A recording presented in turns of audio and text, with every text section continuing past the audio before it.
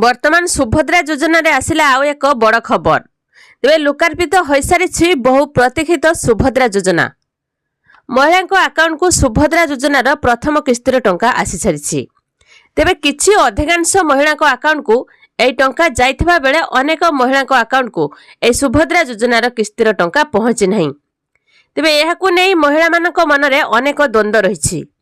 बाकी रहिथिबा महिला अकाउंट को प्रथम किस्तिर टंका केबे आसीबो ना नहीं, जदिबा आसीबो केबे आसीबो ताकु नै अनेक प्रकार द्वंद्व लागि रही।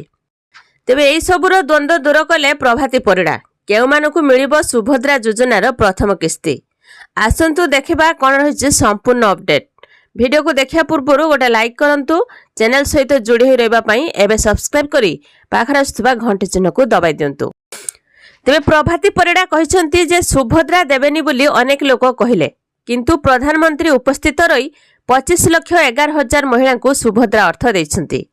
जे माने प्रथम किस्ती पाई नांती समस्त को मिलिबो। 1 कोटी रु अधिक लोकन को सुभद्रा सह जोड़ा जिवो। मोदी ग्यारंटी गोटे गोटे पूरण हेबो। विकास लोकन को घर को जीवो, गाँ को प्रशासनिक अधिकार जीवो। प्रधानमंत्री आवास योजना रे योग्य हिताधिकारी को घर पई केंद्र सरकार अधिकारी और राज्य सरकार को अधिकारी गाँ को जीवे। पूर्वर उपमुख्यमंत्री देथिबा सूचना अनुसार 17 तारिख परे आवेदन करुथिबा महिला को सुभद्रा योजनार लाभ निश्चिंत भावे मिलिबो। ए सुभद्रा योजनार टंका आवेदन करबा को निर्दिष्ट कोनोसी समय सीमा नहीं। जणे चाहिले वर्तमान मध्य रजिस्ट्रेशन करि परिबो।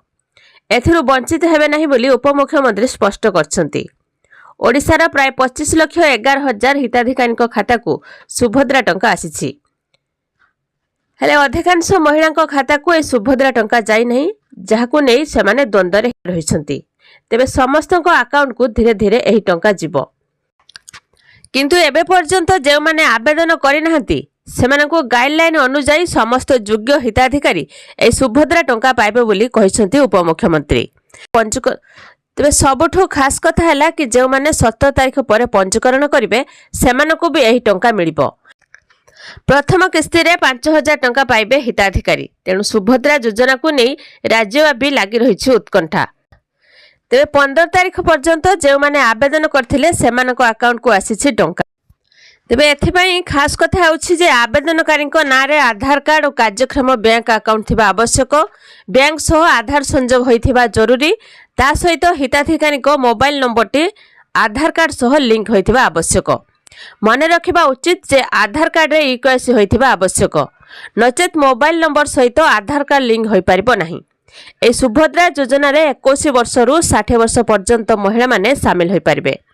एने गाइडलाइन स्पष्ट कर सारछंती राज्य सरकार। वर्ष को 2टी किस्ती रे महिला को मिलिबो एही टंका। प्रत्येक किस्ती रे महिला को अकाउंट को सीधा सड़क एही टंका आसीबो। राखी पूर्णिमा एवं महिला दिवस रे एही टंका मिलिबो 5,000 लेखाए। 2टी किस्ती रे आपण मानकु 10,000 टंका मिलिबो। जदि आपण मान एही टंका पाइ नाहंती तेबे आपण मानकु खूब शीघ्र एही टंका पहुंची जिवो।